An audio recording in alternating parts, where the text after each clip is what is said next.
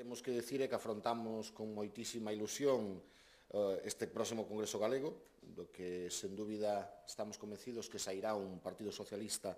forte e unido e unha alternativa clara, sobre todo, e definida e ambiciosa para recuperar o goberno de Galicia, que é o que lle preocupa o PSDG. O Partido Popular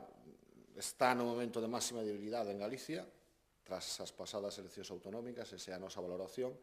e esa debilidade creemos e coincidimos que é unha consecuencia clara. Feijóo fai tempo xa que renunciou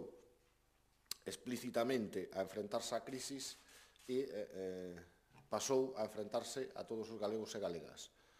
Non fixo absolutamente, nin fixo ninguna medida, nin puxo encima ningún plan para enfrentarse a esa crisis que nos afecta e nos la devolve como un boomerang enfrentándose a cada un, repito, dos galegos e galegas. Por iso, si cabe, o Partido Socialista, neste contexto de demolición do estado de benestar, de demolición dos servicios públicos, fai máis preciso que o partido salga deste congreso, un congreso participativo, imaginativo, ambicioso, e do que salgan propostas concretas para os problemas dos galegos e das galegas. Esa é a nosa tarefa, a Galicia, que tal como reza o lema deste Congreso. Como sabedes, en todo caso, recordar, porque se non tiñamos os datos, no Congreso van a participar preto de 2.000 persoas, das que serán delegados 480, 151 da Coruña, 129 de Pontevedra, 100 de Lugo e 86 de Ourense, máis os 14 delegados de Xuventudes Socialistas de Galicia, e a isto lle hai que sumar os invitados institucionais, e tamén acabamos xa fixemos extensiva a invitación a máis de 100 institucións, asociacións, colectivos, entidades, entre os que esperamos contar cunha ampla representación dos agentes sociais, especialmente os sindicatos, os empresarios, en definitiva, da sociedade civil deste país. En definitiva, seremos preto de 2.000 persoas que estaremos 2 días traballando intensamente. Como sabedes, os traballos se van a desenvolver en 5 comisións. Foi unha das cousas que estruturamos tamén na reunión de hoxe, que a recordo sería unha de Economía e Territorio, outra de Dereitos Cívicos e Sociais, outra que falaría das administracións públicas, outra de Identidade e a última que sería o modelo de partido e, en definitiva, as normas e estatutos que nos vamos a dotar.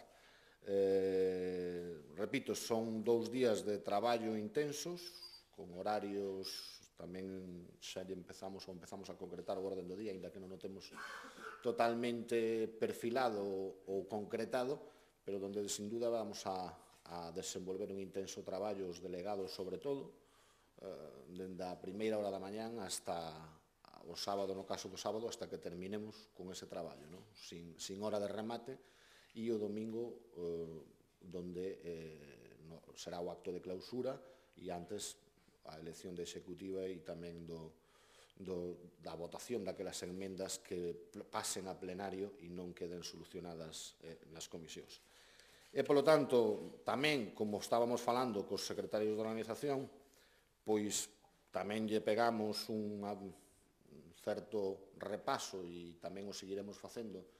ao longo destes días, aqueles aspectos que máis nos concirnen ou nos que nos sentimos máis identificados, que é esa ponencia que fixemos de modelo de partido. E repito que se temos que salientar 4 ou 5 cousas dese modelo que agora se vai a discutir, que xa se discuteu en algúns casos e que se vai a discutir sobre todo este fin de semana entre hoxe e mañán na maioría das asambleas, pois como salientable podemos salientar nese proxecto colectivo, integrador e progresista que definimos, pois se fortalecerá, ou propoñemos que se fortalezca a Comisión Nacional de Ética, onde se incrementa o número de membros e tamén as súas funcións, é dicir, para nos que os cargos que ostentan representatividade do noso partido proxeten unha imaxe de servicio á sociedade con comportamentos éticos, honestos e transparentes, e, polo tanto, para nós é unha posta en valor e incentivar e, de alguma maneira, reforzar esa posición da Comisión de Ética. Unha comisión se creará de control económico tamén, regularase, sen dúbida, o tema, concretarase e comprometerase co réxime de incompatibilidades, modificarase e mellorarase, sen dúbida, tamén a figura do simpatizante como vía para conseguir maior participación, pondrase en marcha, ou propoñemos que se poña en marcha, a figura do filiado directo, pois como fórmula de apertura á participación, unha participación distinta a que temos, non sei se máis moderna ou menos moderna, pero en todo caso distinta á militancia, sin que este encorsetado ou sin que este de alguma maneira adherida a ningunha agrupación municipal concreta. Por suposto, tamén van liñas e van propostas concretas para atraer e incentivar a participación da xuventude e, en definitiva, crear complicidade con movementos sociais, progresistas, e facer que, como dixen antes, en definitiva, todo o mundo que está no Partido Socialista se poida sentir máis cómodo na participación, se cabe, e non só eso, sino que eso sirva como acicate para que máis xente veña a participar do proxecto socialista